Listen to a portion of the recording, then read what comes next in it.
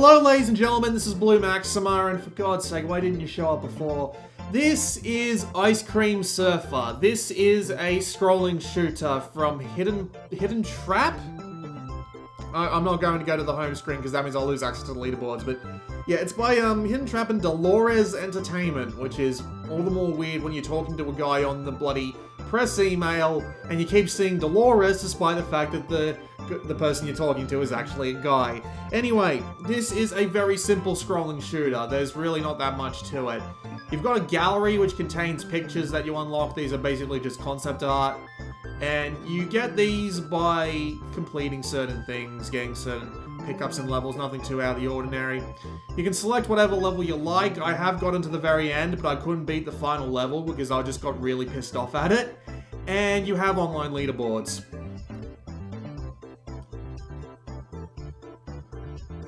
Apparently, wait, seriously? Oh no, I got 10,000 points more than Yukito Sakamaki, okay. Simple enough. Oh, so it actually did, right, that explains what the 58848 is, okay. We're going to start a new game immediately, and we are going to play as the Ice Cream Kid, just so you can suffer through his really annoying voice clips. There are 3 different difficulties you can go for, easy, middle, and hard. I don't know why they didn't call this one medium. But hard is actually relatively difficult, but not for the reasons that you might expect. Middle and easy are just snorefests, at least early on. So I'm going to go play hard just for the purpose of demonstration more than anything else. It's also a lot more likely to make the game lag up. It does have some performance issues that you'll hopefully be able to see as we take a look at the game once it's loaded, because the loading times between levels are surprisingly long for a simple 2-dimensional game.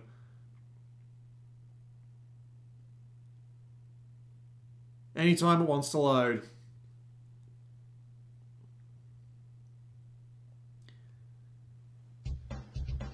Okay, so this is a scrolling shooter, and there's really not that much to it. You hold the X button for your regular attack. This is different between characters. Your super attack is also different between characters, which you fire using the square button. You do also have alternate bindings, so you can use, you can also use the triangle and the circle buttons for those shots, for those controls respectively. Nothing too out of the ordinary. You can pick up different. Whoops. Okay, I'm gonna go with the full beam here just to show you what it looks like, because I'm never gonna show it off otherwise. You can collect gems to get your power meter up. You can also get letters, one of which I just completely missed, and if you get all of them, I believe it gets you an extra image. I have actually gotten all the letters on one stage, but it didn't actually seem to do anything, so well, God only knows what they actually do. The manual doesn't have anything. And what else is there? I just picked up an extra life. You can also pick up paddle pops. I think that's actually a trademark name in Australia, but yeah, basically just bits of ice on a stick, and they will give you more powerful guns. You can also pick up helpers from time to time, which will do things like magnetize gems towards you, save you from a shot, and what was the other one? Oh yeah, they'll fire off their own cannons off to the side. But that's basically it. The gameplay is more or less that simple. You just hold the button down, weave in all the bullets, and hope that you kill everything? That's more or less it. I really don't know what else there is to say about it. It's a very simple game. Nothing wrong with being simple, I'm just saying there just isn't that much to it outside of that. Sure, there is a little bit of score chasing going on with the best time to use your special attack, what gems to go after and how to go after them, all that stuff. There are mini-bosses, which are basically just like little things you'll run into halfway through a level, but if you have a completely powered up shot like this, you'll just breeze through them, which seems to be a decent enough pattern.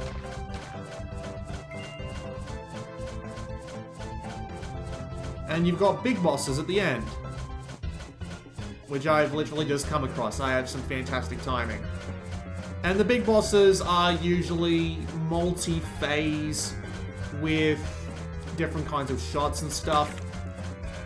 which is kind of annoying because it means that there isn't really a fantastic time to use most of your special attacks, which is honestly kind of annoying because if you don't have a good time to use your special, like, there's no point in using your special attack most of the time. Like, most regular enemy hordes can be taken down with a well-placed swarm of bullets, and then your special attack, you'd think you'd save it for a boss, but the most you can do in terms of damage to one boss is just a general one-phase wipeout, more or less. So it feels weird having a special attack and then feeling like there's no really good place to use it. It's kind of disappointing, honestly.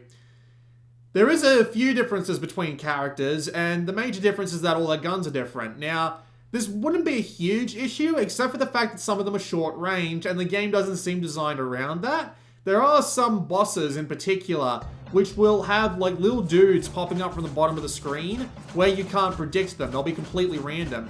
As a matter of fact, a fair few things in this game are completely random. So you just end up in this annoying situation where you can't really predict what the enemies are going to do, and you can't get out of the way in time because of another thing. In this game, your collision boxes are completely and utterly random.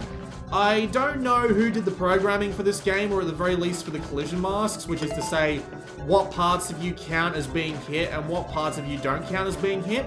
I've played with every character. There are one or two that are okay, but there are a couple who will literally get hit by nothing. Like, the bullet will graze by their head and it will still count as them having taken a hit. And it is incredibly frustrating, and it has caused me to game over more than once. And it's dumb, and I hate it. The game's collision masks were not designed well at all, which doesn't really help considering that most of the characters in this game, at least in comparison to most other scrolling shooters like this, are absolutely huge, at least in the areas where they can get hit. Like, there are one or two characters who won't take a hit until what they're surfing on. Like, for example, this kid is an ice cream surfer, but as far as I can tell, if a bullet gets close enough to hit your ice cream, you're probably going to get hit anyway just because of the bad collision boxes. It just makes it no fun to deal with. Doesn't help that much that it isn't really bullet helly, but at the same time, the enemies can throw out a pretty jerkish set of bullets, where the bullets, it looks like in any other shooting game you'd be able to pass right through them without taking much damage, but in this game where not only are your characters really big, but the collision boxes are off, it means that you'll probably just end up running into one bullet trying to avoid another bullet. It's really frustrating when it happens. It doesn't happen often, but when it does, it really, really sucks.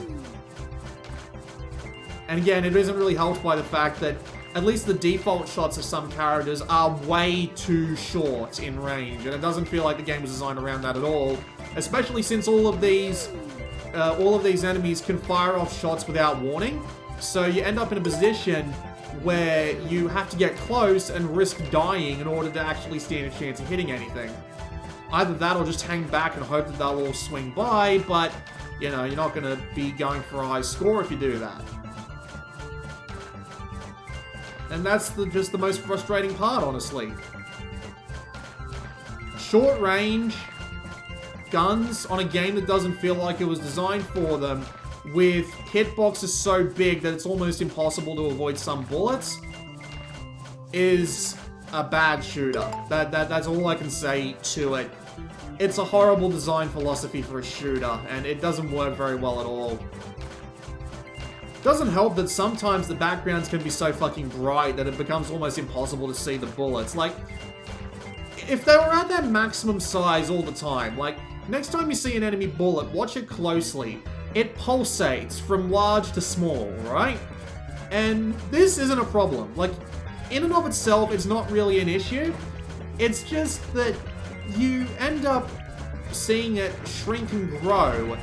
And when you get into a situation like that, it means that you might end up missing a bullet come out because it's small, and then you just end up not seeing it. Now, I know that I'm not the best for this sort of thing, where, you know, not seeing small things on screen, but there are some backgrounds in this game that are really fucking distracting, and it can definitely cause issues with trying to see some of the godforsaken bullets they're trying to throw out. Like, this guy throwing out these carrot missiles, that's absolutely okay. It doesn't get in the way at all. But those tiny little purple bullets can absolutely get lost in some of the brighter backgrounds.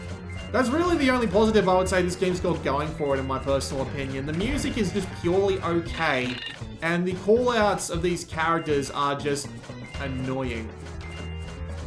In the sense that just the power-up noise just gets on my nerves more than anything else.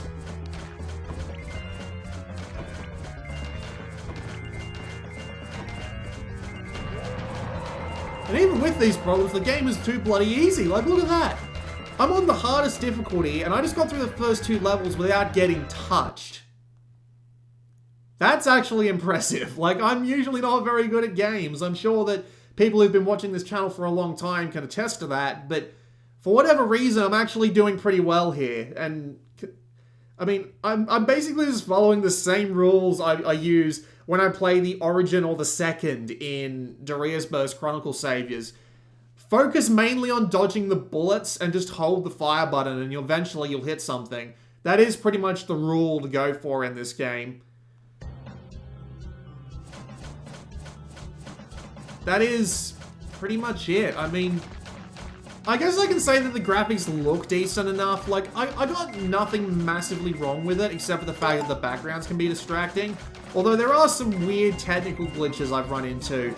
My favorite one was how it seemed that parts of the background layer were coming detached, and you could see the weird little, you could see the little textures and transparencies they use to keep the background elements from, you know, blending into, basically, you can see just these big smears around what looks like moving background elements. It looks ugly as hell, and it was actually quite funny, but still, it's worth noting. It didn't look great in the slightest. And there was this other one bug that I ran into. I'm not entirely sure if this was on purpose, because I haven't been able to duplicate it. But when I was playing through this game originally, I was still getting the grips with it, and I ended up going up against the second boss. No, third boss, I should say, but I lost, and I lost all my lives. So, I ended up having to continue, and when I continued, I got to go through the entire level again, all the way up to the boss. So, it was just like a minute's long crawl through the same level that I just been through, which is actually this one, by the way. But for whatever reason, none of the enemies spawned. So I just had to sit there and wait for a few minutes while it went to the effort of catching me up to the boss. I'm not entirely sure what that was about. I don't know if that was a bug or something, but it happened.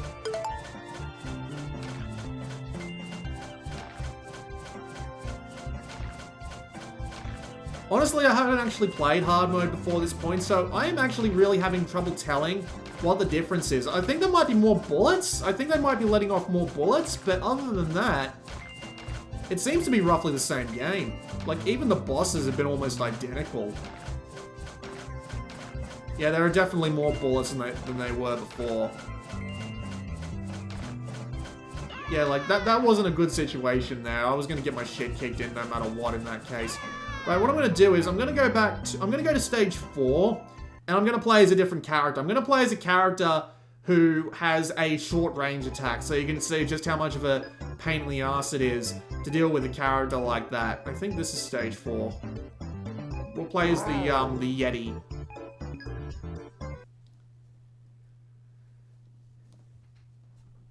The character's shots do power up differently as well, but the majority of the power-up stages appear to be, oh, they'll fire diagonally upright and downright. So, you know, they'll get guys that are on the edge. But in this game, enemies that get, like, either just above you and just below you to the right of you, if they're there, unless you actively make an effort to stroll up into their path of fire, you won't actually stand any... you won't actually stand any chance of getting hit by them. So I'm not entirely sure why they designed the game like that. Like, look at this! What the hell was I supposed to do there with this character that can only fire out meager little shots like that? Like, sure, you could argue that I could go back, play through the game again and get all the power-ups, but you lose all your power-ups when you die. So I can imagine that being almost a complete, you know, give up at that point. See what I mean by needing to get close? Also, that looks like Northern Lion. Am I wrong? Seriously, I could have sworn that looked like Northern Lion, but anyway. So yeah, it's just... The game's not that good. If I'm being honest, which I bloody hope I'm being honest at this point, I've been playing this game for long enough to know whether or not it's a good game, but no, it just really isn't. It doesn't contain that much in the way of interesting enemies or challenge or anything like that. Most of the enemies are the bloody same, despite the fact they look different. Maybe slightly different bullet patterns, but whatever. Half of the characters in the game are useless because their bullets don't reach all the way across the screen, so unless you can actually get them upgraded really damn quick, they turn out to be the hardest characters in the game. And that's pretty much it. Like, there's a couple of other problems as well, like technical problems. The game will slow down from time to time for no discernible reason.